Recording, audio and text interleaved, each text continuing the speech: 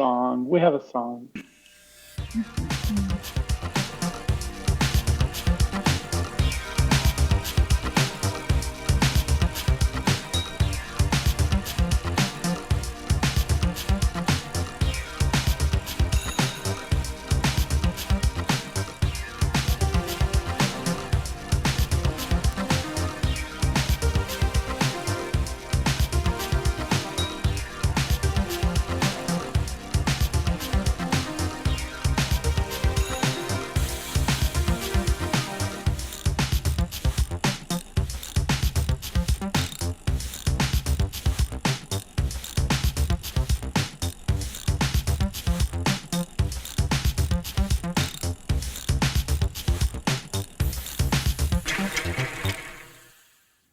Hey, Danny McMahon. Hey, Joe Gaspar. How are you? Good. All things considered, how are you? Good, man. Good. Man, there's so much to talk about, huh? Since the last time we spoke. Yeah, man, it's been a while. Just like the whole world is up for grabs at the moment. Yeah, yeah, literally. Yeah, it's been a while, man. Good to see you. Even though, should we make it clear, like we're doing our first video, like quote unquote video podcast? Like Y- you and I are doing this through Google Hangout. Yes, we are. A couple of reasons why we're doing this. One is to test the our capabilities of doing kind of a face-to-face thing. The other being that you have a real job during the day, and uh, and it's not always convenient for us to get together and do the podcast. So I mean, this is going to happen from time to time, and it's a good idea to uh, know how to do this. And as we get closer to inviting people onto the show, I thought it would be a good idea to uh, to test drive this a few times before we get somebody on the other side of the world using this technology. No, I think it's a great idea. I like how you're always thinking two steps ahead. Mm-hmm. This is great. We're doing this, as you said. But I have to say though, I think in some ways your job is realer than mine because you work in an IRL bike shop, Mm-hmm. and I work like on the internet with all these people, like New York. Um, they're in New York and California, and Uh-huh. I've never met. I've only been in the job 6 months, but I haven't even met one of my coworkers in real life yet. Really? You So haven't yeah, nobody, huh? no one, not yet, because I was supposed, part of this job is I was supposed to move, you know, end of last year, and then it got postponed to like early, and then it was gonna be like spring, and then they said, you know what, forget this, like everyone just work from home forever. But I was supposed to move to California for the job, Oh, really? I didn't know. so I didn't know that yeah, was part of yeah, the deal. yeah. It's funny. I guess I just never told you. It never Mm-hmm. really came up, and I guess the news had already been it had been looking more and more the case that like we'd probably be like a lot of other folks like working wherever we want eventually. So Mm-hmm. but yeah, so that was actually the deal. And looking back, it was kind of funny because Sarah and I like we had to have a big conversation about it, Sure. a whole series of conversations. Like at first it was like, do you want to do this? And anyway, fast forward, turns out we didn't have to move after all. But yeah, we were pretty much decided. We flew out. We spent a week out there Mm-hmm. to kind of, you can't do a proper recon, and living anywhere is obviously very different from visiting um, the place. But insofar as we could, so we spent like a week there. We walked around the neighborhood we would have maybe lived in and all that kind of stuff. What part of California were you looking at? Palo Alto. Oh, not a bad place to hang your hat. Well, not a bad place at all. Yeah. Obviously, it's a little expensive. Sure. Um, it's a lot of things, but beautiful, absolutely beautiful, and obviously like the kind of tech hub, Silicon Valley, startups, and big tech and whatever. but even that's like going through a lot of change too, as I'm sure you're well aware. Like Mm-hmm. we've had like folks like the biggies like Joe Rogan and Elon Musk and some of these other cats. Like they're now like forget Silicon Valley and California. We want to go to Austin. Austin, yeah. Yeah. Mm-hmm. And I heard Miami is like another destination too for a lot of these cats. Mm-hmm. That's one part of it. There's so many parts. And then there's like, just drought and wildfires. Anyway, not going on too long about it, but not to change the subject, No, Joe, change the but I have, subject because but I go have ahead. news. Yes. I got a new bike. Nice. What the you I were? got a new Okay, so bike. you were. I know you had a situation with a Canyon where you ordered a Canyon. It Hmm. didn't. You thought it was going to work because it was an acoustic bike, as they say in the business these Yes, days. yes, yes. A cable cable shifting, right, and hydraulic brakes. I Yep. think is what it was, right? Yeah, and then How old fashioned of you. I know for that reason, main reason is I realized, you know what, I don't think I want to go back to mechanical shifting. Mm-hmm. I've been on electronic shifting for quite a while now, and part of it's just like the actual ride. I do like just how it's cleaner and it's more consistent. Mm-hmm. I don't dislike mechanical shifting. I think I've heard some arguments, and I do think there's a tactile pleasure you get from like feeling the cables pull and some of that.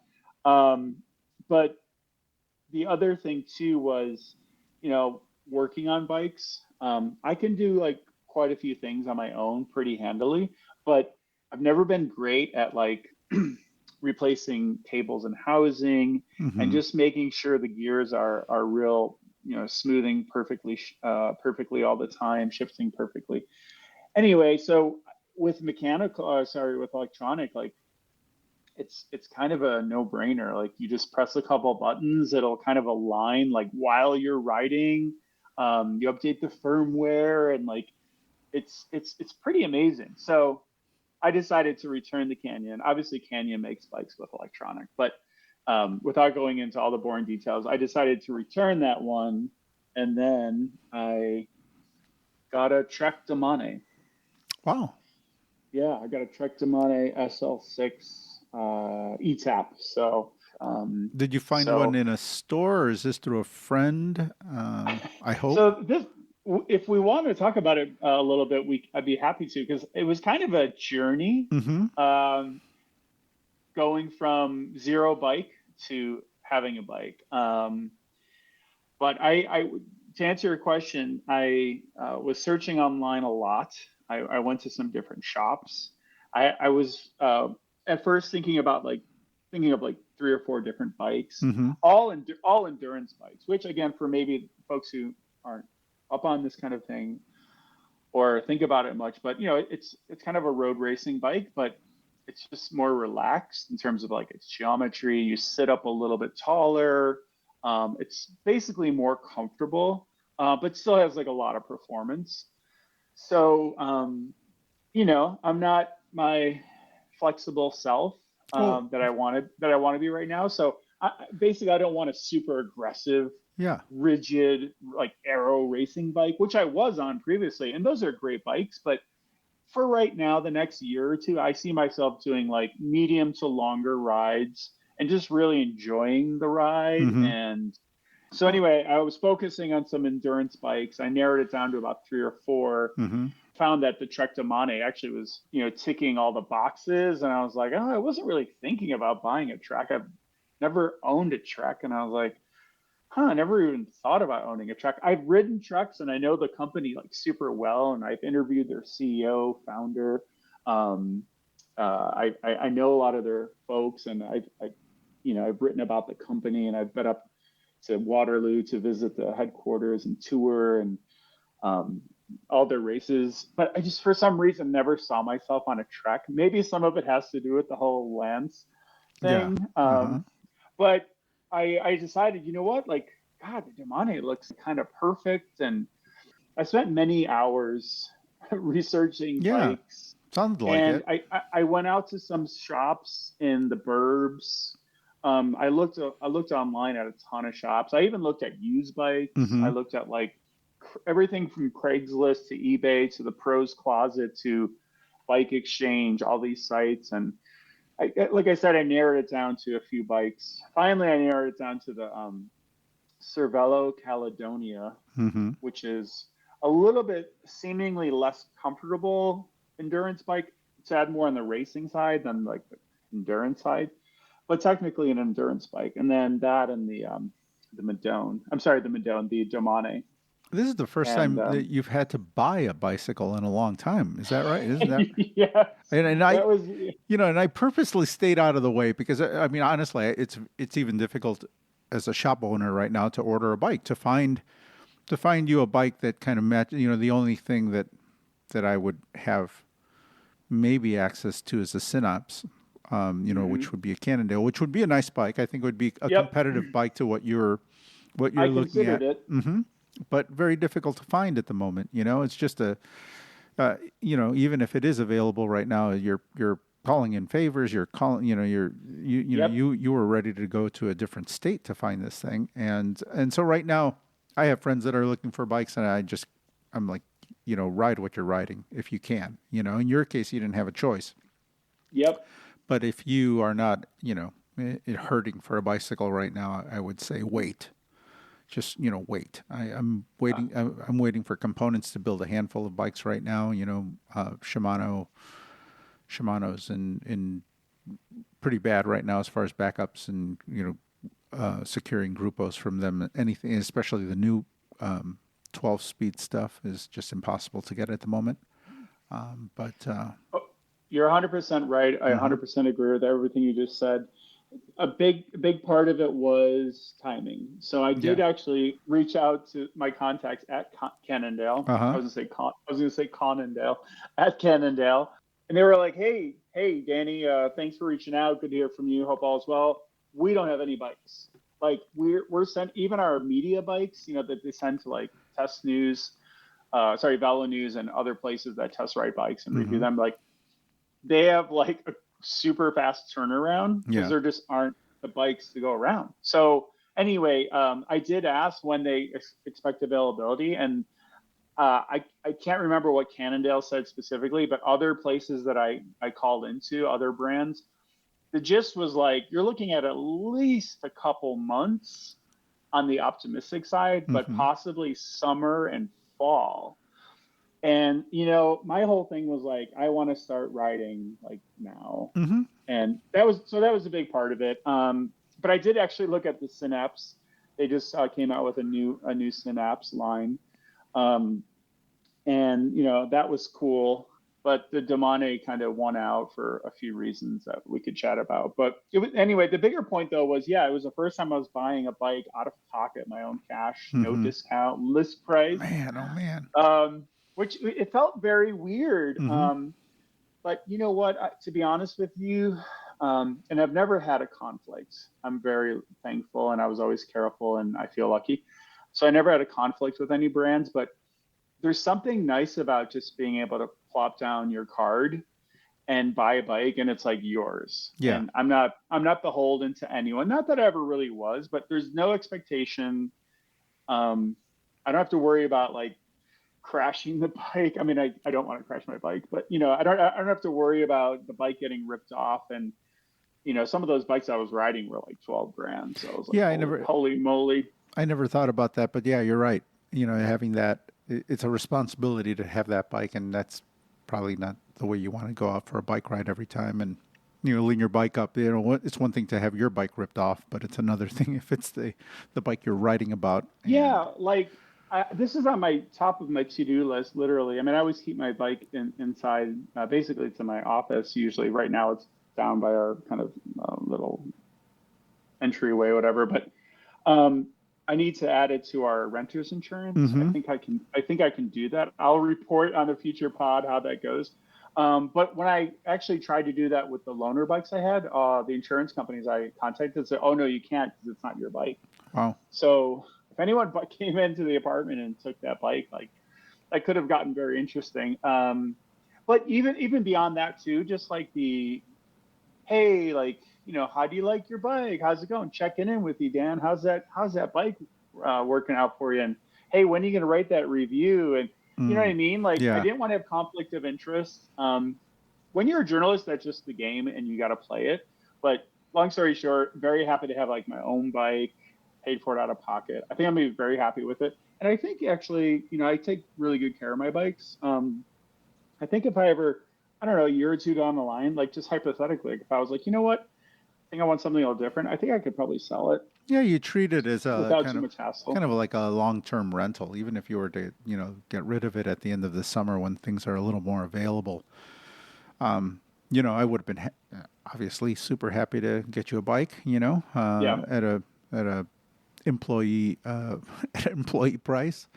But I just can't get them. I mean, that's how difficult it is to get a bicycle right now. I mean, I can't get a bike for a friend at the moment. That's how difficult it yeah. is. And so, And I pretty much knew that too. I hmm appreciate that. yeah, And the old the pro deal and the hmm industry deal, a lot of that, like you said, it's kind of meaningless right now. If there are no bikes, there are no bikes. yeah, there And are, I yeah, did reach out to like maybe not quite half a dozen, but quite a handful of people yeah. who are really solid contacts, and they're like, damn, we don't have any bikes. They don't. Yeah, I mean, it's like legit. Like I mean, they're like, we literally have no bikes. yeah, I have friends at the bike companies, like that really cannot Yeah. help anybody. I just they don't have the stuff. They really don't have it. So, And there are much more serious things happening in the world. But, at the same time, I'm like, it's been months now. Like, I don't want to lose the whole spring. sure. Like, I'm looking at the forecast. Like, today I went out, I rode for 5 miles. I just went around the neighborhood a little bit. I got a coffee. I called my buddy in Arizona. But I was sitting in the sun. It was 55 degrees. And I'm looking at the forecast. I think Saturday it's supposed to be like 60 or 63. Yeah. Wow. And Is it really supposed to be yep, that nice? yep, Oh yep, this no, Saturday. Danny, you just And bummed me and out, so man. I'm sorry, brother. My Saturday is gonna be crazy at the I'm gonna shop. ride. I'm No. gonna ride to your shop. I'll bring you a cookie. Yeah. No, it's And good. you'll see me coming. I'm very white and pasty. Really, Um, 63 degrees on Saturday. yeah, Wow. buddy. And Wow. so, but seriously, that's literally what I was thinking. And I'm like, you know what? Come on. I need this. I need a bike. So, No, yeah, I'm you know just what? psyched. Psyched. That's. I think riding a bike right now is more important than ever. You can think of riding a bike as a frivolous activity, but I think these days a lot of people are riding the bike for their mental health. I mean, it really is kind of important as Amen. far as like a stress reliever. Just get out and clear your mind. Get away from the computer. Get out of the house. I mean, it's become much more. I've really come to appreciate what we do a little bit more, and just recognize the importance of it. I've never thought of myself working in a bike shop as being a really important job. I just never took it that way. I always looked Sure. at it as fun. What we do is fun. Right. But I think right now and over the last couple of years that it's been fun, but it's also been really important to people. Like just some of the conversations that I've had with people and the look in people's eyes, has not been, they haven't been your average bike shop conversations. They've been a little deeper, and the reason for people Interesting. riding bikes has been a lot more intense. Like not beating my kids, like that kind of like to Wow. the point. Like my kids are just stressing me out. I've got to get out of the house, Right. Right. or I've got to Yeah. get them out of the house. A lot of honesty at the shop. At the shop, Yeah. Yeah. because people were at their wits end, and just there's a Wow. lot of there were a lot of reasons why people were trying to get out of the house. Not all of it was just fun and games. It was Yeah. there was a real need to get out and get some air, and some people, there's in the bike world, a lot of people talk about the good stuff. I mean, getting out and enjoying the fresh air, and Mm-hmm. but I mean, some people just didn't know what else to do. And they just kind of turned to cycling as the last resort. And Yeah. and they Yeah. and found something that helped them, and so they're really grateful to this thing that they found, this, riding a bike, the simplicity of riding a bike. I have customers that kind of came to it because of COVID, because of those reasons, and now they really loved it, and the way that it changed their lives, and the new friends that they've made, the new community that they've been welcomed into, and so that's really, it's been a really interesting thing to come out of all of this. And one of the reasons why as a shop owner, I'm kind of excited because there's a lot of people who are eager to listen to us again, and who are looking to us as the experts and helping them, and all this information that we've collected over the years is useful again. It's not the same tired crowd of curmudgeon-y old bike dudes coming in, thinking that You got any camping YOLO? oh, that they know more, they know more than us. They're just coming Yeah. in to give us a hard time. There's a lot of new Right. people to the sport who are really excited, and it's nice to see these people connect, kind of like we did back in the old days, and just like, hey, you ride, I ride, you ride, yeah, hey, let's ride, and those conversations Yep. are taking place in the bike shop right now, and it's kind of fun. Amen to all of that, and a lot of that just totally resonates with me. I know for me too, like, Hmm. I've had mixed experiences with gym life and things like that. But no, I think I just know myself pretty well at this point. Like riding is my thing. Yeah. Riding is, it's therapy. It's Hmm. time alone. It's time away from the noise, and it's a ton of things. It's great. Well, But the ability to like be in control of something, right? And just to be alone and to be in control of that one thing, and that one thing that you yeah, need to focus on. I think that's been really important, and something that I never really deconstructed what a bike ride meant to me. It was just a bike ride. hmm I always knew that I enjoyed it. I always knew that it was yep, time to think and to get away. I always knew I felt better after a bike ride, and hmm how much I liked it. But these days, really deconstructing what it is, and all the benefits of it, mentally, physically, hmm spiritually. Maybe I'm just getting older and more sensitive to all that stuff, but and with everything going on, you just You're forever young, Jose. trying to, man, just trying to keep it together, and it makes me sound cool when I talk to the people at the shop. Yeah, I bring a yeah. little of that. No, I bring a little of that rich roll flavor to me. there you go. And start talking But about that stuff. but I agree and amen to all of that. Like I think it's really true. I know for me it's been the case, and just to get out and ride. Obviously, we're talking about like my buying a new bike and stuff, and that's cool. But ultimately, it's like bike doesn't really even matter. It's just getting out and riding. Hmm. Um, I mean, I think we both have a side of us that likes the technology and Yeah, yeah. the different bikes, and that's fun too. But ultimately, over time, it's really just like about going out and having great rides, and Oh and yeah. uh, and it just does so much for you. I know that I'm kind of a different person when I'm riding a lot. Some of the Like, people, some of my customers, some of my, the customers that log the biggest miles at my shop, their bikes aren't particularly special. I mean, in fact, right. they're not special at all. They're really, hmm some of them are in bad shape, and I try to patch them up and keep them going the best I can. Um, and they ride a lot. From Yep. some unlikely people. I have a bike from there's a woman that works at the Morton Arboretum, and she logged 10,000 miles last year. Ten Wow, thousand miles last year, and she that's said impressive. she was riding until like into the last week of December to finish. It was her goal to log 10,000, and she did 10,000 miles. Did she ride around your shop like 50 times? I, you know, she rides close to the shop, and she rides a lot of limestone, and a lot of Nice. paths around the shop, and sometimes she has a weekly goal, and she'll go and ride around in circles for for 3 hours until she hits that number, you know. But it was just amazing that how driven this woman was, you know, and she did it. Yeah. She logged her 10,000. She brought in a very dirty, worn, you know, a bike that was well ridden. You know, she brought it in to get it ready for the season, and she told me, you know, take your time with it. I'm not going to be riding a whole bunch. I have a list of things that I need to do because I ignored a lot of and I ignored a lot of life things last year trying to accomplish this 10,000 mile goal. By my math, Joe, that's 27.4 miles a day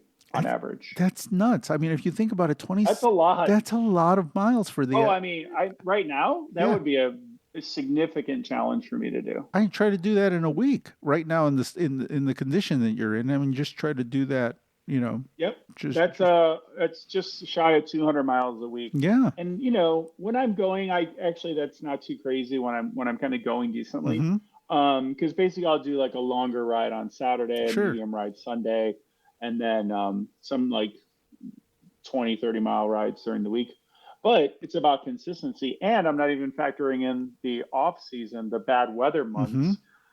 It's easy to do that for like half the year, and it's really hard to do it the other half. And as you said, when you're going, you know, I mean, Yeah, that's when you're yeah. going, you know, that me Yeah. too. I mean, when I'm going, 200 isn't, you know, that's not out of the question in June and July and August. Pretty reasonable. Yeah, it's very reasonable.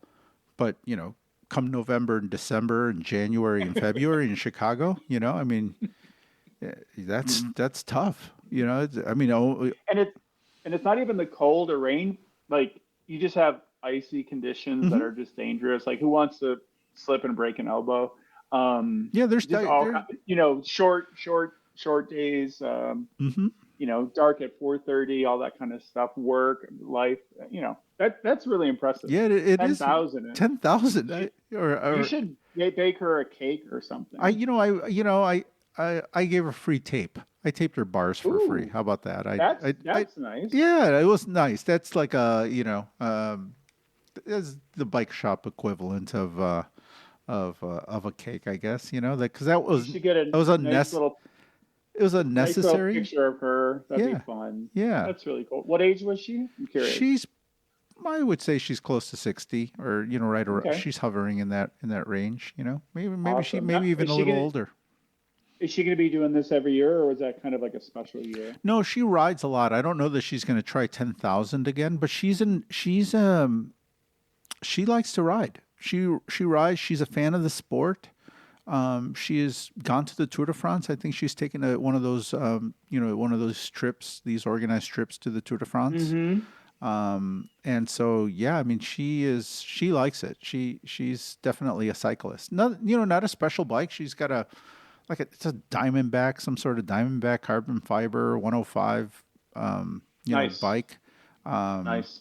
You know, nothing like I think it was a performance. There was a bike that she bought at Performance, and Performance hasn't been around in 4 or 5 years. So I was going to say RIP Performance. I wasn't sure. I thought they went out of business. yeah, no, they're gone. Glad. So yeah. Yeah. Do you I have definitely want to tweak things a little bit. But Do you have your fit numbers? Have you been fit? I do. So do you Yes. have all that stuff here? Are you using actually- that to set your bike up? So yes and no. I have had two, kind of like three, but let's say two proper official, like professional bike fits. Mm-hmm. One I had when I was racing in 2011, Mm-hmm. and then one I had much more recently, but it was kind of like a half of a fit. It's a long story I won't bore you with, but Mm-hmm. yes, I do have those numbers. I got my fit in 2011. I was racing a ton, Mm-hmm. 60 to 70 days a year, and I was doing like yoga and Pilates, and I was like in super great shape, for me anyway. And so I was super flexible, and my race weight was super cool, super great. And but I have the PDF. I saved it. It's actually on my phone. I take it out when I want to do some setups. Now, clearly, I don't have the same reach, so I'm using a little bit shorter stem. Sure. And, just some other things like the saddle height is even obviously a bit lower. Yeah, and different factors that are Yeah, probably and important to most people. But I'm using it as a general guide, and then I just accommodate from there. Yeah, those are really old numbers. I mean, I don't know that, if you were talking to some hardcore fitter, he'd be all over you about, oh no, you got to get it done. You got to, I mean, Oh, and almost and you do. I mean, I think fit is something that ideally you get done, every couple of years at least, and depending on how often you 100%. ride, you got to do it, 100% agree. you know. And yeah, by the way, I meant to caveat all that by saying, Hmm. yeah, I'm using it as general guide. Yeah, Like no. I know like 74.2 is my saddle height Hmm. when I was like racing, and Yep. now it's probably 73 or whatever. But no, actually, and so once I am back down to like into like a ballpark weight area that Hmm. I want to be at again and get back into some flexibility training and stuff like that, and I will definitely have another fit. I 100% agree.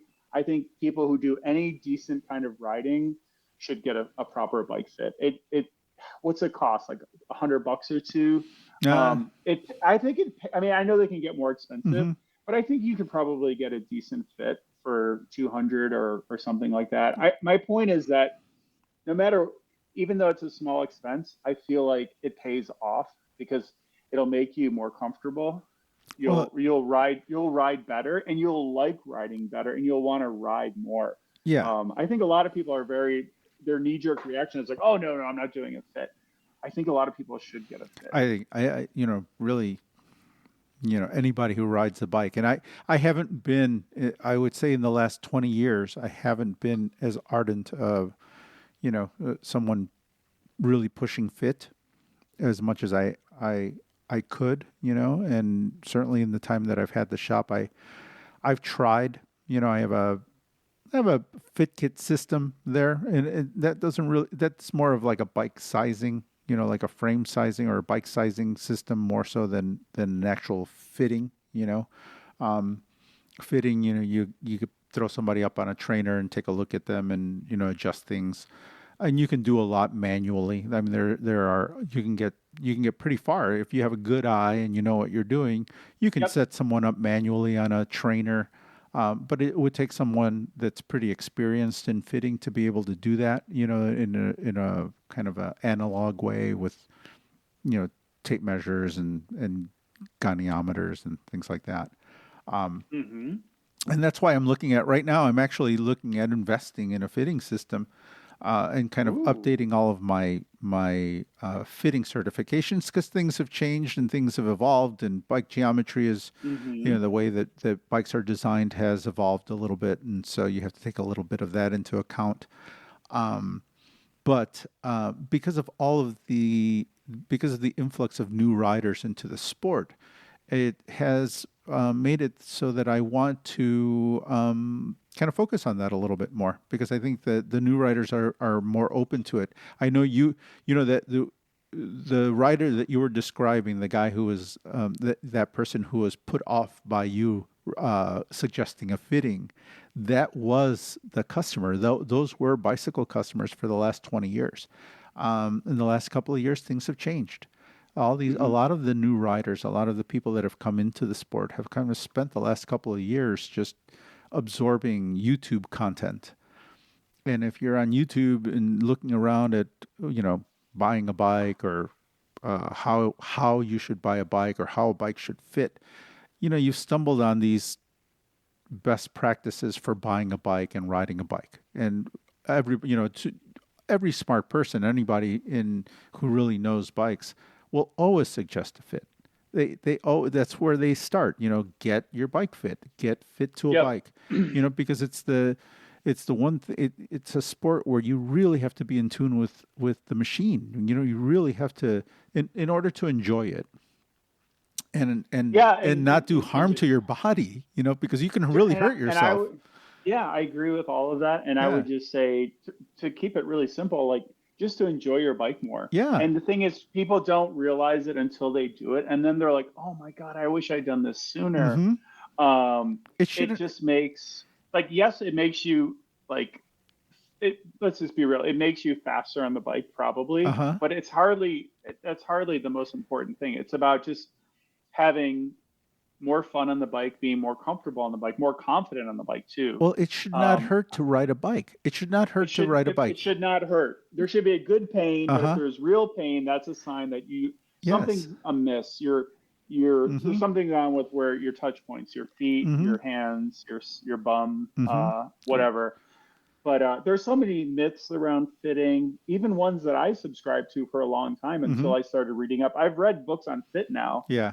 and I had a coach when I was racing who was really particularly into fit. I know most coaches have some knowledge of fit, but he was like particularly really interested, and he shared a lot of great advice with me. The interesting part of it too is everyone's got their like philosophy. Yeah. Yeah.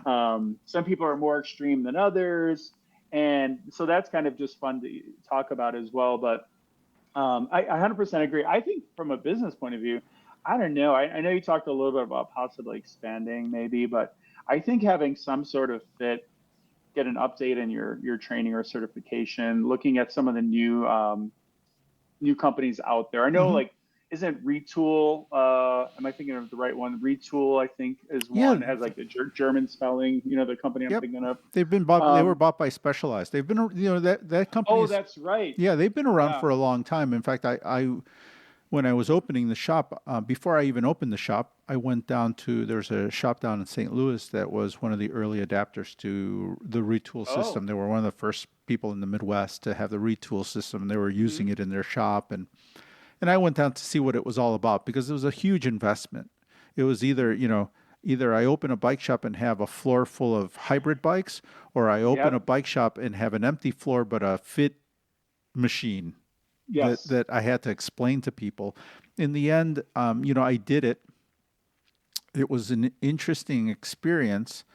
I understood why they were charging $300 for a fit, but my Mm-hmm. numbers, my fit on my bike was not that. I mean, not that different from what I had, how I had my bicycle set up, without any of that. Sure.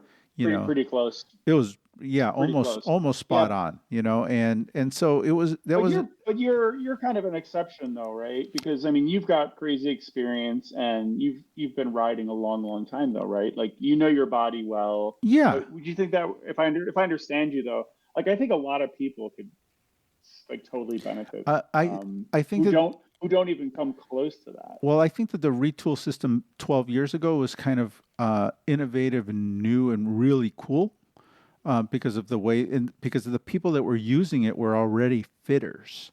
So the people that were using that system Mm, were already into fit, and it was just an additional tool in the toolbox.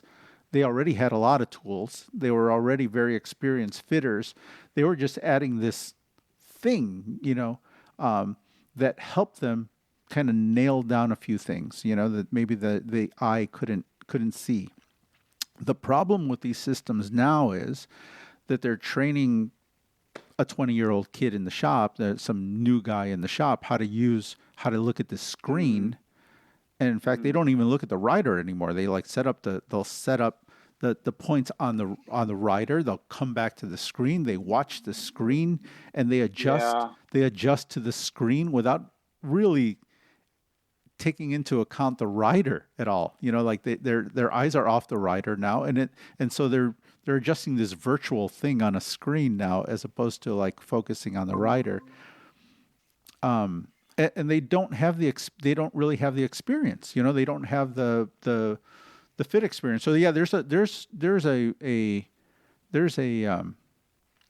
a rift right now in the bike fit world, and so there are some Shit's guys. going down, man. There is, yeah, Battles in the street. Watch there is, out. yeah. I mean, I think, and you're sharing a screen with me right now of you pedaling on. The Trek Precision Fit.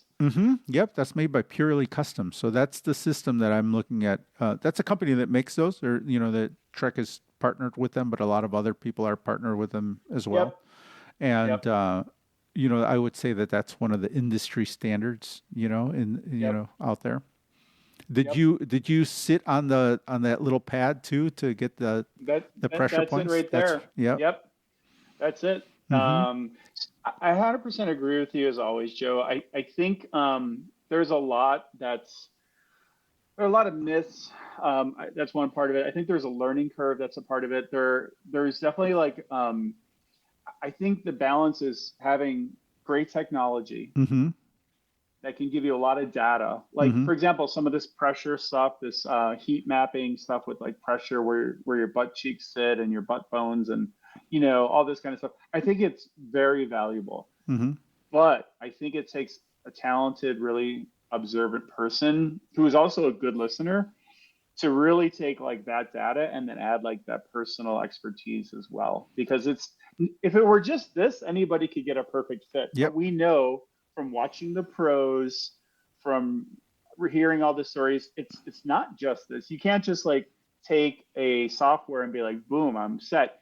But anyway, back to the point. I think it would be amazing if you got something going on in that way. I think I could see a lot of people who just want like to, even weekend warriors or just Mm-hmm. general enthusiasts who are like, yeah, you can eyeball it and probably help them quite a lot. Like with your experience, and I think I could probably give it a decent go too. Like I can usually eyeball people and be like, all right, their saddle's way too low. Mm-hmm. They're killing their knees.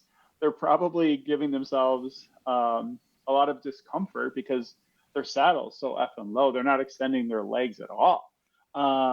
And just any myriad Oh, number of you see it things, on the bike, but you see it on the bike path all the time. Where you're Yeah. just like, oh, I could help you so much. Like I could help you and you and you and you. I can, In literally 30 seconds. yeah. I Like mean, I can. you can take out your hex key and you can improve their recycling by like 20% in Yeah, like 30 seconds, yeah. which is crazy. I do it. Imagine if you actually had them for like an Oh, hour. I do it every weekend. I do it, and I do it for free. I do it for free, right? All these just little things, right? Like, oh my, Yeah. let me lower your seat, or let me bring your seat up a little bit. Let me tilt your handlebars a little bit. Let Yep. me make you a little bit more comfortable. Time allowing, Yep. and I do a lot of that just for, Yeah. I do that for free. My and my reason for doing for wanting to do this is also that I think You're a over great the, guy. yeah, well, it allows me to do something that I've been doing since I was 17. I was 17, 18. When I first started at a bike shop, we had this thing called a Fit Kit in the bike shop. Mm-hmm. So, I Mm-hmm. mean, the old Fit cycle, Serrata Fit, we had a Serrata Fit cycle. It was something Serrata, yeah. very, any good shop back in the day did that. That's how you started, that's how you got a bike put together for you. That's where you Right. start. That's where it all started when you were building a nice bike. Somewhere along the lines, in the late 90s, early 2000s, the the bike industry moved away from that and from pushing it, and moved and decided that they just wanted to sell complete bikes. The business model changed. We also ran headfirst into the internet and the digital age, and I think that I think it's taken us this long now, and it's taken COVID and in the last 2 or 3 years to really shake things up again, and kind of allowed us to take a look and reassess where we're at as a industry. I think we're doing that. Mm-hmm. I think the bike industry is doing that right now, and I think for some shops, it's going to allow us to go back to our roots and kind of, everything old is new again, and just being able to do some of the to run a bike shop the way it was done before, but adding all of the, some of these technological advances and some of the new way of doing things, but bring back some of that old school, some of those old school things like fitting and fit first, and Like real like hands-on expertise, yeah, yeah. I mean, I think people are because on the internet everyone thinks they're an expert. hmm Like everyone thinks with YouTube and whatever, everyone just thinks they're an expert in terms of like what your saddle height should be, what your tire pressure should be. And hmm the reality is it comes down to maybe, I mean, it depends on the person, it depends on their goals, it depends on their fitness, their flexibility. There's so many things involved if we're talking about bike fit, but obviously this applies to a lot of things. yeah, and people are for the people that want a big shop with tons of bikes and they want to go in and see, for 10 different brands well represented on a Right. floor. Yeah. you're going to have that opportunity because I think bike shops are getting bigger, way bigger, or they're getting Mhm. smaller like me. You know, I started small and I am small and I'm going to be small.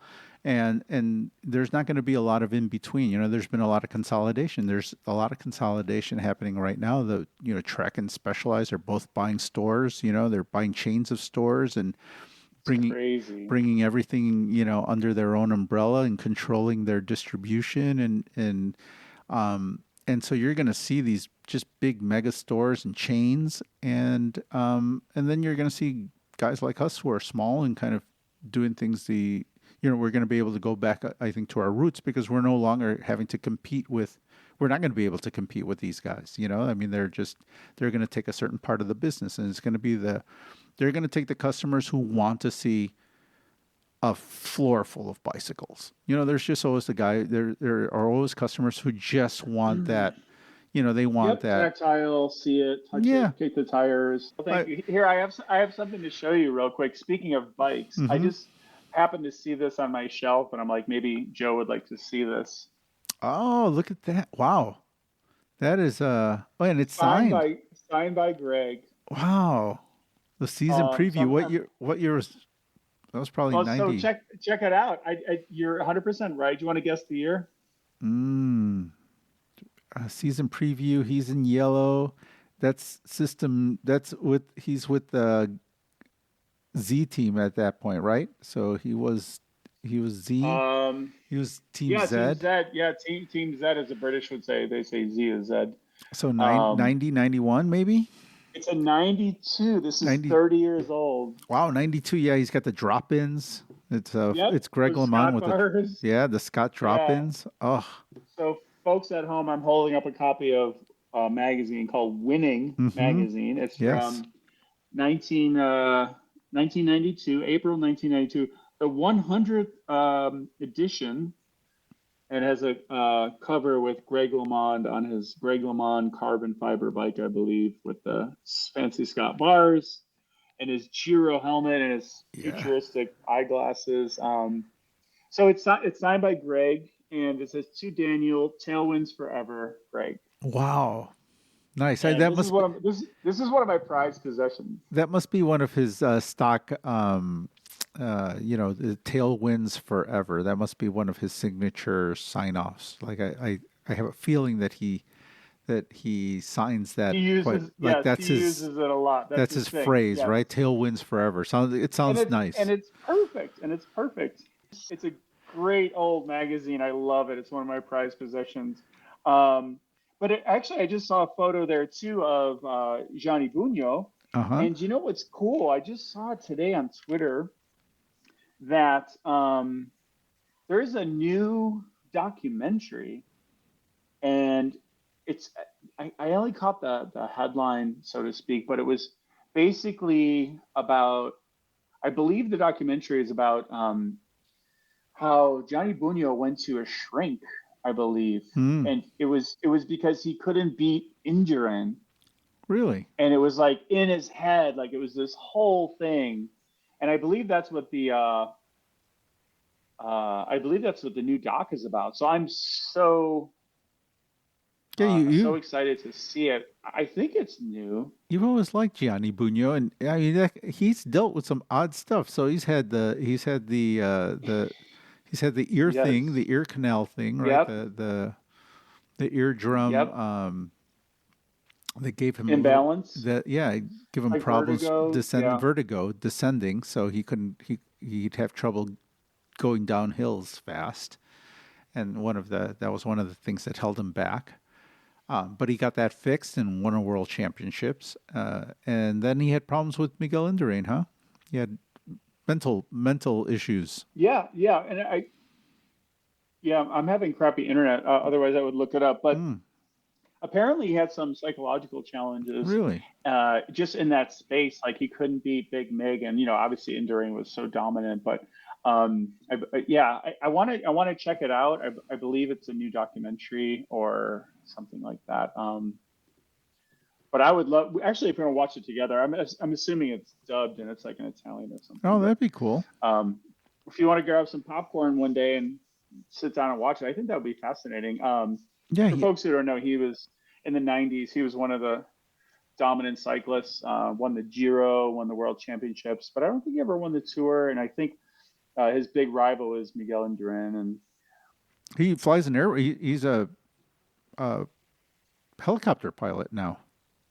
In I fact, thought I saw something about that too. yeah, yeah. Like I know he's done some bike races where he's like a rescue helicopter guy, but I think he's also flown like camera crews at some races. So, kind of interesting dude. I found the tweet. So it was today. Mm-hmm. It says tweet says Gianni Bugno went to a psychologist after being unable to beat Miguel Indurain. New documentary explores the dominant nature of Miguel Indurain's rule of his era and how his rivals dealt with it.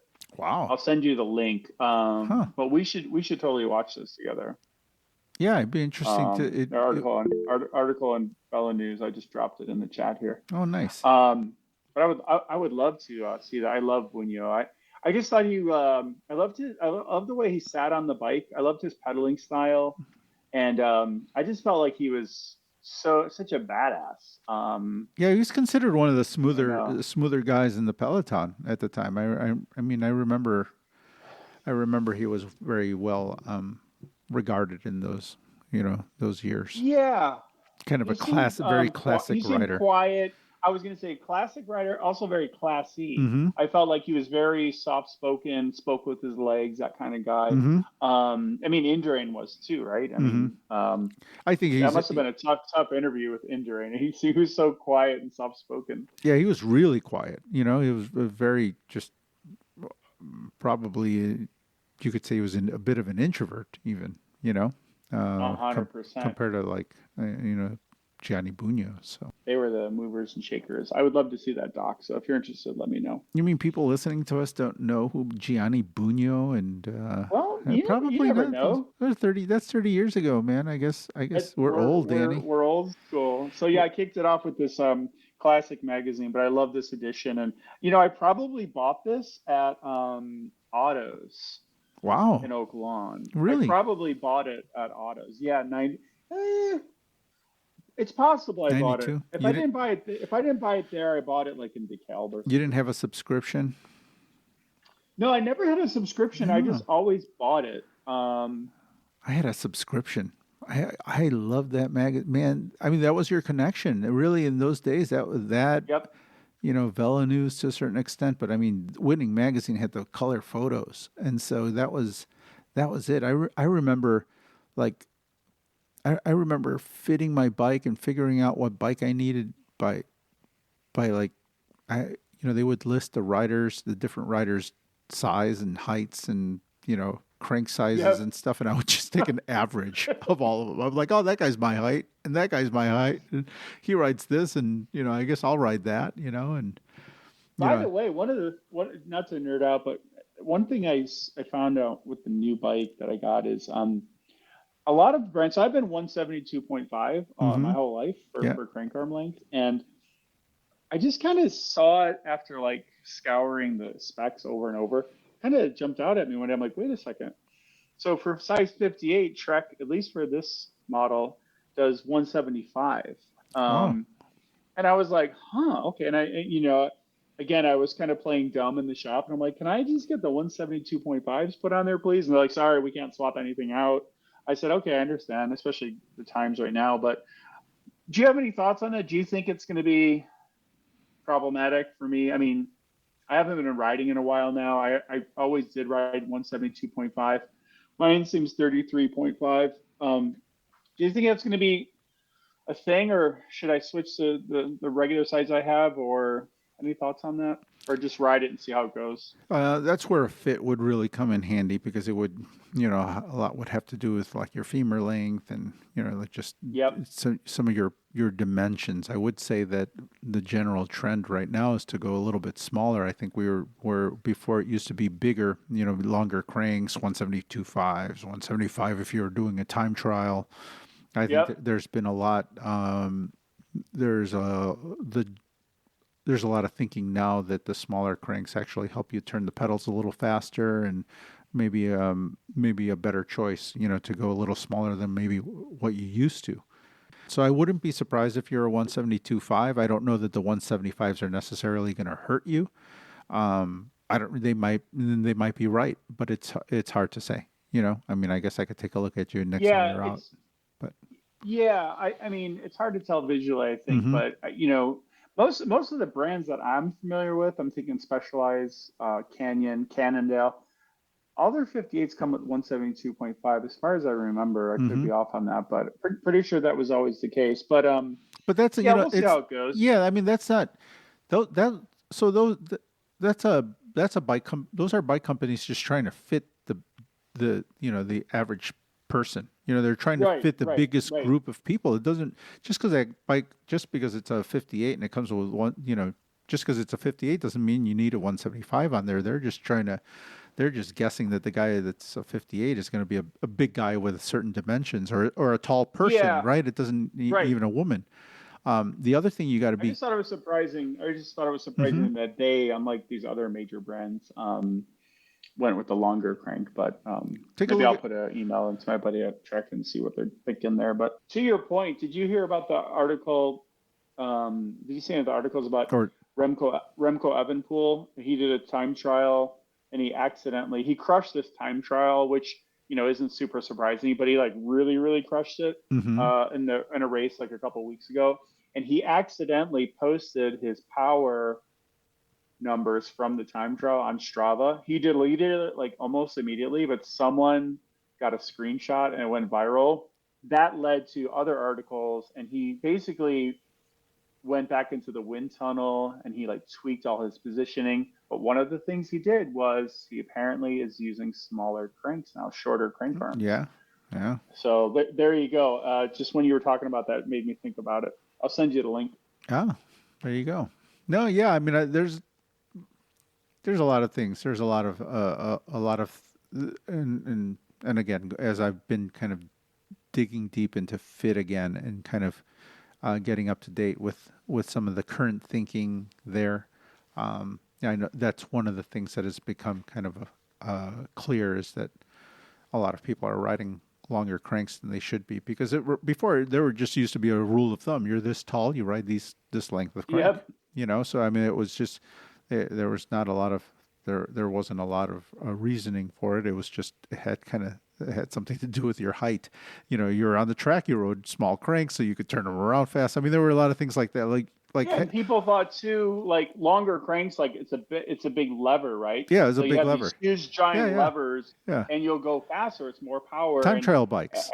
as what you were saying, Yeah. like it seems like we just have a lot of really good data now showing that that's not necessarily the case, Mm-hmm. and in fact, the opposite could be true.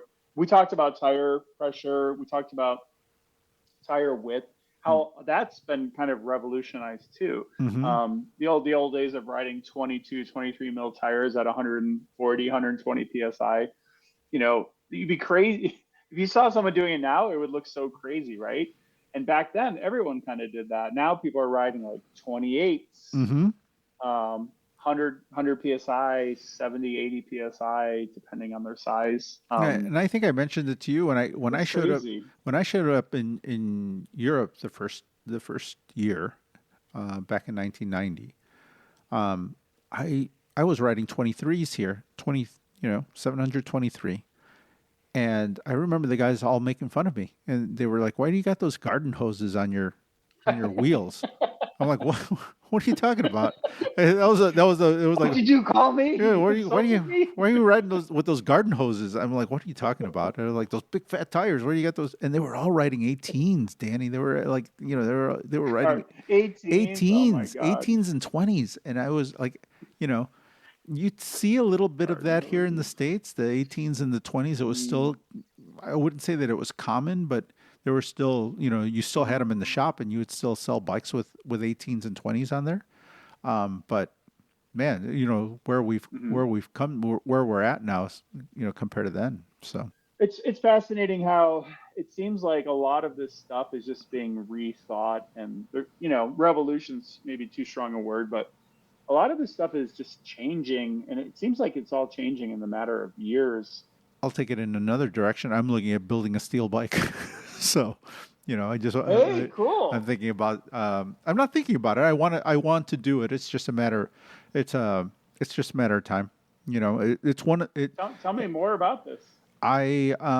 Well, Danny, it's something that I hope that you and I and anybody who's listening to us might be able to do in the future. I have a friend in Spain who has a school, a frame building school, and he can teach us how to build our own steel frames in a week.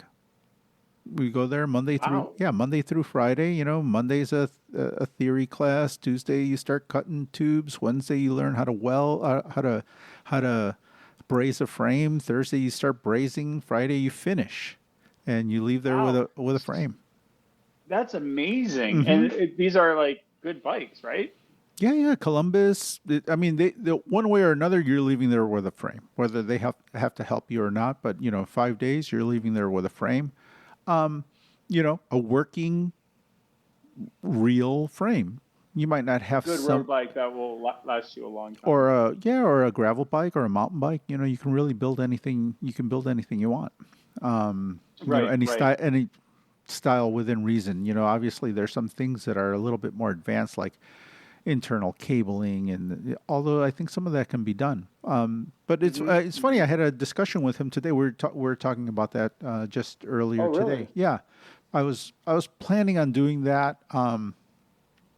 I was going to go there this winter, and I just didn't get a chance. And because it's one of those things that I've never done in my life. Like I've never that's one thing I haven't dipped into is just building an actual frame.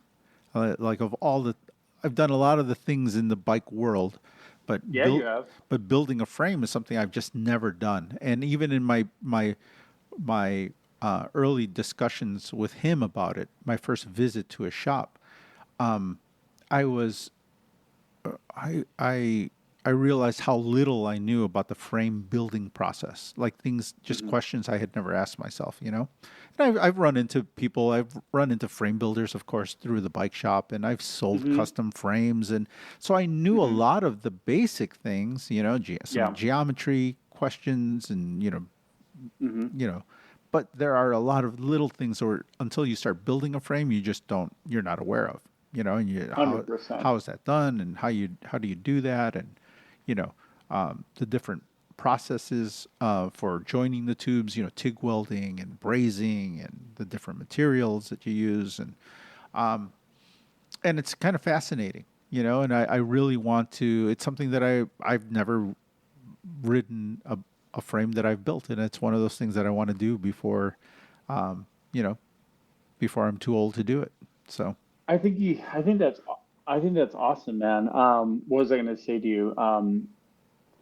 So much to say, but I think that's super cool. I think it would be amazing to hmm build a frame. Uh, yeah, I see like a lot of people kind of being really into that, especially if it's like relatively affordable. yeah.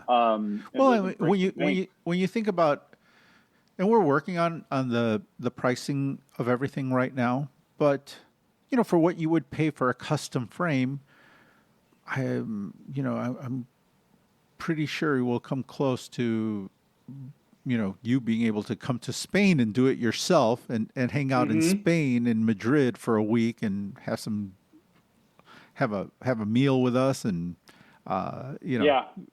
go out and have a beer and talk about our experience every night, and a week later walk away with this frame. You know, not only walk away with an awesome experience, but with a frame that you built ready to paint. So that's another one of those things where you know, the time just won't allow for you to like go to the paint shop and get it painted. So you're coming back to you would come back to the United States with a frame, a raw frame, but ready for paint.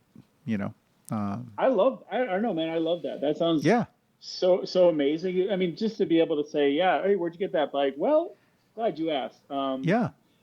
I went to Spain and I built it, and I learned how to I build think frames, and yeah. I think that's fantastic. I would love to build a classic kind of road frame. Steel would be great, hmm and to be able to do it yourself, and then obviously you can kind of customize the paint job and the finish. And There's a group of people out there that are racing very high level amateur racing, you know, Mhm. not trying to become professional or anything, just guys for sport, but we're super fit. Like the guys out there Right. just like really drilling it on the weekends, you know, Yeah. and who are racing steel frames. You know, like they've gone old school. You know, they're just like racing high end.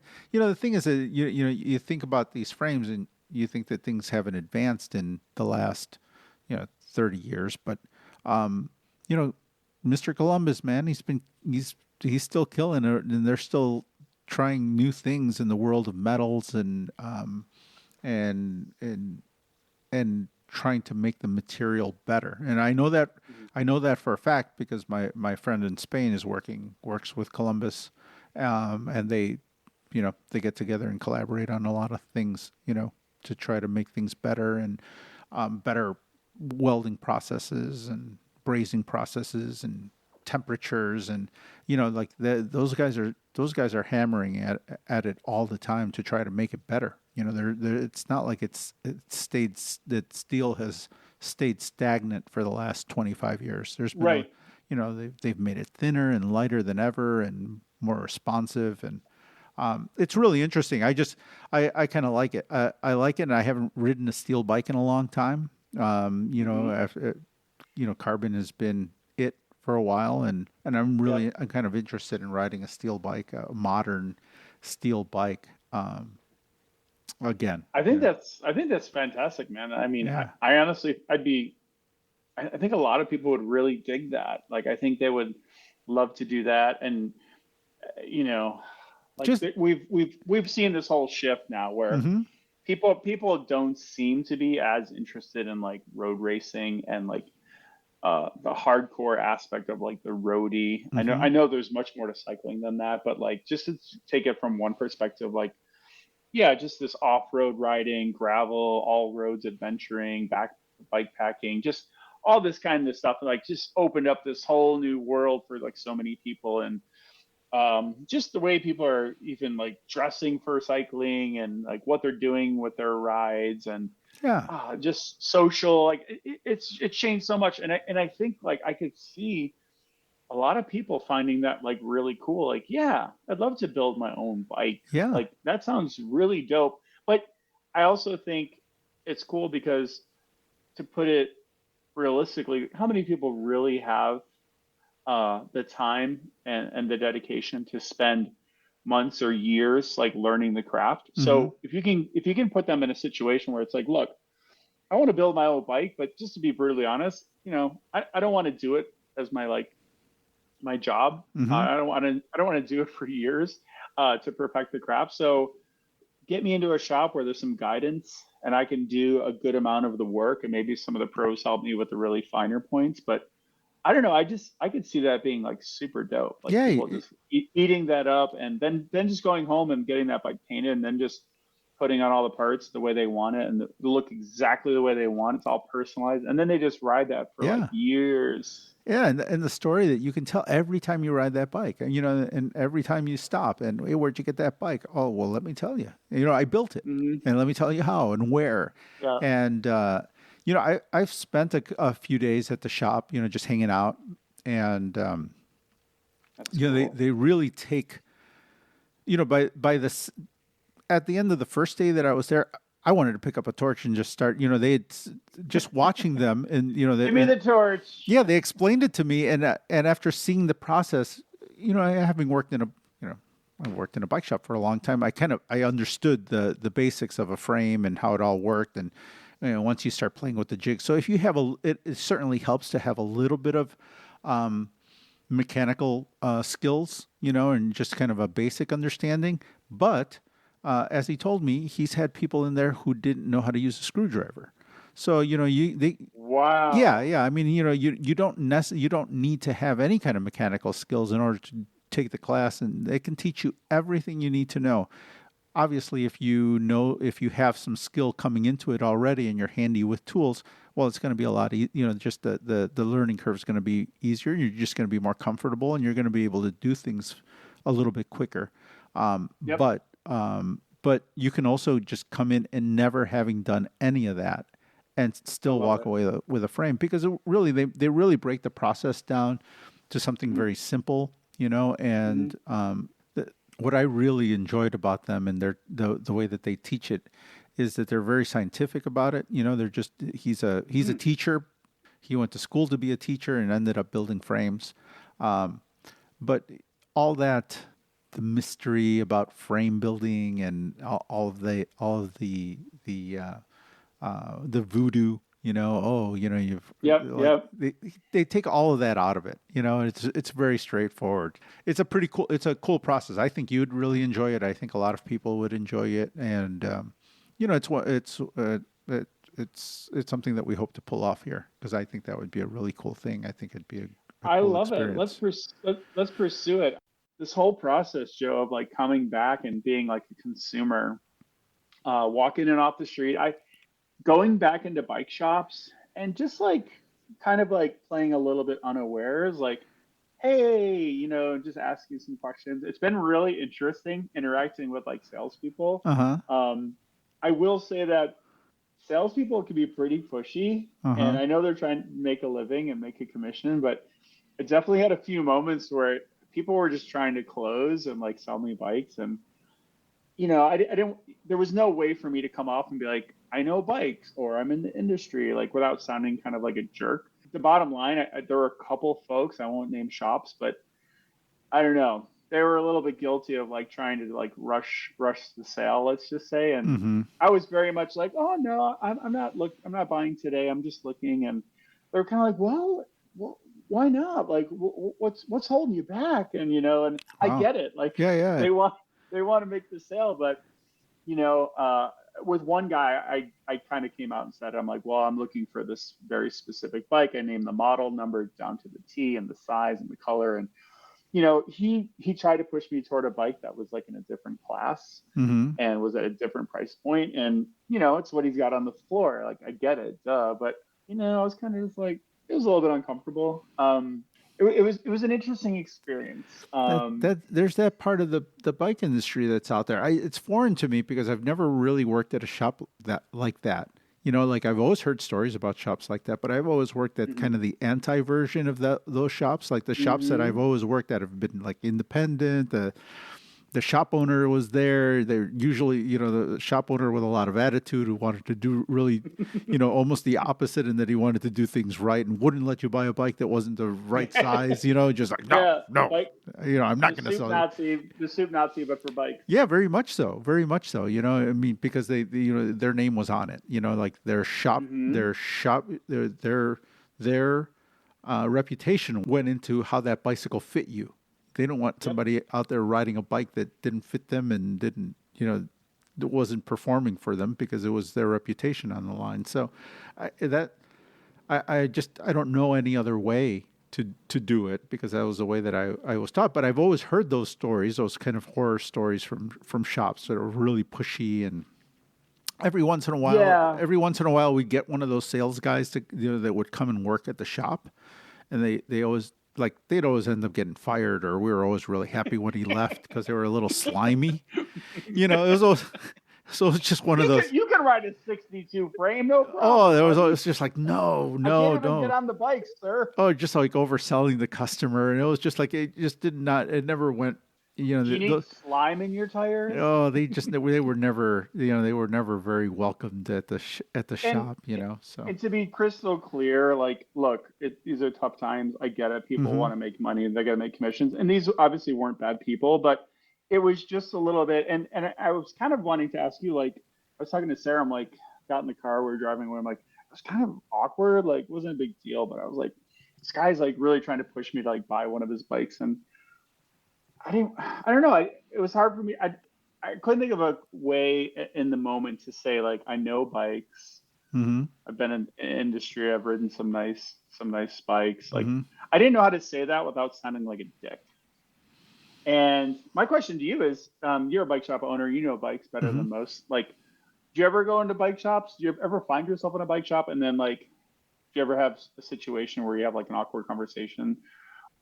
There are two kinds of people in the bike world. There are people that go into bike shops, and there are people that don't go into bike shops. And I rarely go into bike shops unless I'm like in a different country or I'm out of Mm, the city. Like in okay. in Chicago, I can count on one hand the amount of bike shops I've been into in the city of Chicago. I can tell you that Really? yeah, I was Cycle Smithy, Turin. I've been in Rapid Transit Bike Shop. I think I've been in Village Cycle once Cozies? or a couple of times. Never been in a Cozy's. I've never been. I don't. I don't. I was in a pony shop up in. So maybe I was up in pony shop in. Hmm. And I was Evans, in near Evanston. Evanston. Yep. Yeah, they were up in Evans. Yeah, they were Pony up there. Shop is great. The Shout old out to Pony Shop. the old pony shop. So the original pony shop. So I was there, and these shops I've only been to because I had friends working there. Yeah. And who else? Otto's, I guess I was at Otto. So Autos, yeah, yeah. so maybe more than maybe more than five, but a handful. I mean, Yeah. yeah, like that, Wow. like a Yeah, yeah. very few of them in the city, just because I was always working. I always worked at a bike shop, Yeah. I and think part of the reason I went in hmm is we were kind of having a lazy Sunday well, afternoon, and you're shopping too well, for a that's the thing. bike too. I So was literally hmm looking to see what they had on the floor, yeah, because one thing I learned in this whole experience was when you go, and it's not just the Trek site, it's other sites too, but and even Google Shopping and that sort of thing, wherever you're trying to like look for bikes online, you can always have that option to like look nearby or what's hmm around. And I found those to be woefully inconsistent. Like they'll say that all these bikes in the size, your specific brand and model, like are in stock, and I always call first. But I'd say half the time they were actually there, and half the time they weren't. Maybe hmm even more than half the time they weren't there. hmm So that was kind of an interesting experience too. So Um, you would call a shop, they tell you that the bike was there, and then you would go there and the bike wasn't there? no, Oh, no, sorry. So I would see the bike according to the Googles oh, gotcha. or the Trek website or some other website. It wasn't not picking out Trek, although it did happen on the Trek site. It would say, oh, for example, like this bike is at Cozy's Bike Shop, Mm-hmm. and it's exact model, color, size, and be like in stock. And then I would just call to double check, and they're like, oh no, we don't have that bike.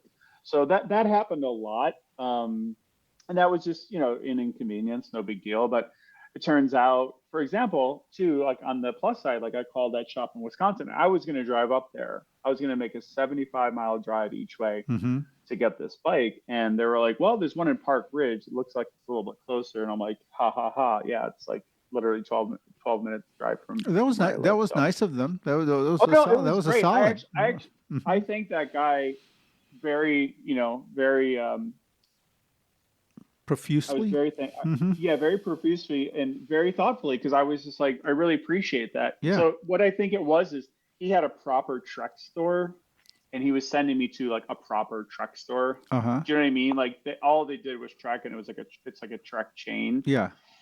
And so anyway, no, he was very cool, and I really thanked him. He saved me a ton. He's like, "Good luck, have a great ride, whatever." And Mm-hmm. that was actually so there were a lot of positives in this whole journey, Yeah. but it was a mixed bag. Part of the stuff that I didn't love was like someone trying to get me on a bike that wasn't really what I wanted. Well, you know what? You ran it. You experienced a little bit of everything in the bike industry because there are those shops. There's good shops and there's bad shops, just like everything else. I mean, just because people are in the bike business doesn't mean that they're nice people. In some cases, there are some not nice people in the bike business. So it's not. Most people tend to be pretty laid back, and it doesn't seem to. It's not always a pushy. Most shops. Well, I don't know. I shouldn't even say most shops. The shops that I've worked at, I've never been I was real. gonna say, Joe, you've been to six. You can't even Yeah, talk. I can't. I really can't. Because I've heard I, these. I will I've I heard will these say stories. most people Yeah. most people I interacted with were great, Mm-hmm. very helpful, Yeah. Good. not pressuring. Like, hey, look around, let us know if you have questions. And then when I asked, actually, I found most people pretty knowledgeable. Mm-hmm. It does remind me too, though. We talked about this on a different pod. You know how we just talked about how now the consumer like has so much info, and Mm-hmm. they've done these great this great research, and they kind of go in, and often they know more than the guy on the floor selling the bike. Because in this case where I bought it from, they were actually fixing bikes, assembling bikes, managing the whole floor. Wearing a lot of hats, so that's Yeah. that's part of it too. They were knowledgeable enough about the bike, and I asked some just general questions like, "What's your, you know, warranty policy, guarantee on the frame, and just some of these things, just to double check things. Of course, I saw pretty much everything I needed to online, but anyway, it was generally a very good experience. I would just say there were a few, probably two specific shops, which again aren't worth mentioning, but definitely felt like they were trying to close the sale, A and I'm little like, pushy. you're Wow. you're trying to sell me a bike that I don't want, Uh-huh. And and it's probably the like, wrong bike for you. So not only you that know you what it don't want, but was, maybe even something that's not comparable to and what this, you were looking at. So yes, yes. So it yeah, was just interesting. But I could yeah, never see you doing that. I could see you being like, hey, happy to help you order bikes or look around. yeah. But Especially right now, I just don't see. I carry Surly bikes in the shop. Very different from anything that we're talking about right now. But those hmm, bikes are very specific. The people that like those bikes are pretty. They don't come in just wondering about a bike. They want a Surly, and they usually want a specific Surly. So, I so know they have very loyal customers in the yeah, fan base. yeah, and very particular bikes. Their bikes are a little nichey. They can be kind of nichey. I Hmm, mean, they do make some real general purpose bikes, and I think a lot of people could hmm, use could ride a bike. But selling a steel bike to the average person is usually pretty tough. It's not something that I usually push on people unless they're very sure. open and looking to take my advice. 100%, just putting themselves in my hands because I think that Yep. bike is right for a lot of people. But Hmm, most people want an aluminum bike, something lighter. They want something a little hmm, more modern. Surly's hmm. are like I said, they're a connoisseur's bike generally. You know. Yep. Yep. Um, Great bikes, but y- I know exactly what you mean. mm-hmm. But like a bike like that, I would never. I have a few in the shop, but I would never push them on anybody in as an alternative to something because I also know somebody's going to come in and buy that bike, whether it be next month or 2 months from now. That's somebody's dream bike. That bike Hmm. that those the handful of Surleys that I have in the shop right now, there's somebody somewhere dreaming of that, who really wants that blue bike and a 62. That Yep. blue straggler and a 62. There's a guy somewhere. Minute bull. Yeah, and I'm gonna make his day. That day I'm gonna really make that guy's day when he walks in, and they're like, "You got one?" I mean, those like you were willing to drive from here to Wisconsin Yep. for a bike. I mean, I've had people Hmm. come in from Ohio for a bike. Wow. In the last couple of years, I had somebody driving from Iowa for a high end kids bike. So That's awesome. yeah, yeah. So I mean, right now I think, yeah, it's kind of a weird time to be real pushy with particular bikes. Yeah. Yeah. It was just, yeah. And, who knows what was going on with Yeah, this they person, with commission. this Some person. some shops are on commission. I mean, Yep. some shops are. It's one of the reasons Yeah. that a lot of shops don't do commissions because you can get in trouble that way. You can sell a bike that's too big or small. It's really easy Yeah. to do something that you shouldn't be doing in order to make a I couple will. bucks. Yeah. And you don't know everything that's going on, but, you sold bikes. I sold bikes. Mm-hmm. I feel like I was just very fortunate that I worked in shops. I worked at Cozy's Cycle Smithy. I worked at shops that usually had like a lot of stock. They had a Mm-hmm. lot of bikes Mm-hmm. and usually a variety of sizes. Obviously, then you just had mechanical, so you didn't have to like differentiate a ton. It was basically like sizes and colors, whatever. Mm-hmm. I never felt I was pushing anyone on a bike. Mm-hmm. Um, just try to get them on the right bike. So I don't know. Yeah, it was a little bit of a bad taste in my mouth with one or two experiences, but all the other ones were like really good and it was really fun. I definitely think there's no right way to tell someone without sounding like a jerk, like bikes. Like I Yeah, yeah, basically played a little bit dumb. I'm like, yeah. oh, okay. My default was like, hey, I'm just looking. But then, sometimes they get a little bit like, hey, like they do the thing. Literally, this guy did this. A different person. He came over. He's like, hey, that's a great bike. Really? I'm like looking at it like the classic like used car guy. Uh Like, huh. you know how to pick them. Wow. Like, and Maybe I should I visit. kind Maybe I should I visit kind of some like want shops. I want to I go. wanted to cringe, but it was also just so lovely in Yeah, a yeah, way. yeah. They were like, "Oh, you know your bikes, huh?" Well, I hope we're able to ride this season. I mean, you Yeah, come man. out a little So bit, now I'm and psyched. I've been, I'm still riding the trainer a little bit, and I haven't let myself go this winter, so I'm good to do a few miles once the weather gets good. All right. Well, I have let myself go this It's winter. perfect. I'm, I'm so, yeah, you're gonna drop me. Yeah, Um, slow, man. I'm let's I'm all go. about a Let's slow ride. I'm all let's about. go. Let's go ride and have a fun time. You know what I need you to do is show me some of the good loops or whatever you do around you. Hmm. Obviously, I know some of those roads pretty well, but I'm sure you got some nice little rides that you do with some of those trails and different things. But I mean, let's do that ASAP. I know you're busy with the shop, so it'll probably have to be a weekday, I imagine. But Hmm. let's do that. I'll come down. I'll throw the bike on the car rack, and Hmm. I'll come down and let's just do like a fun, nice, easy ride. Go out for 2 or 3 hours, get a coffee halfway, kind of thing. Yeah. Yeah, we'll plan for that. There's a perfect ride that's about 3 hours. It's flat. It's a good early season. It's actually a ride I do all year round. It's Oh, sweet. and it's flat, but it's varied terrain, and um, there's a coffee shop at the end of the halfway point. Perfect place to stop Sweet. and get a little coffee and turn around and come home. So yeah, Dude, let's do it. Let's yeah, do it. yeah, I'm absolutely. serious. I'm serious. Yeah, yeah. Oh, I'm not BSing. I want to do it in the next few weeks. then if the nipple test, you know, agrees, then we'll do it. I feel like we always have to explain it in case people are like, "What the hell are they talking Uh about?" huh. I do not. My outdoor riding season does not start. And, well, if my nipples get hard, then I don't ride outside. That's basically it. It's too cold. It's too Pretty cold. straightforward. Yeah, it's too cold to ride. So There's not a lot of nuance here. It's yeah, pretty straightforward. yeah. It's a. I think it's a good way to.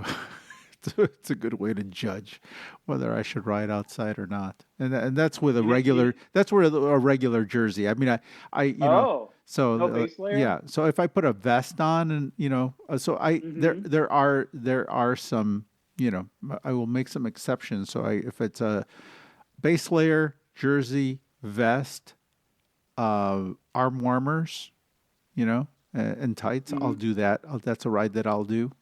So Awesome. but yeah, All right.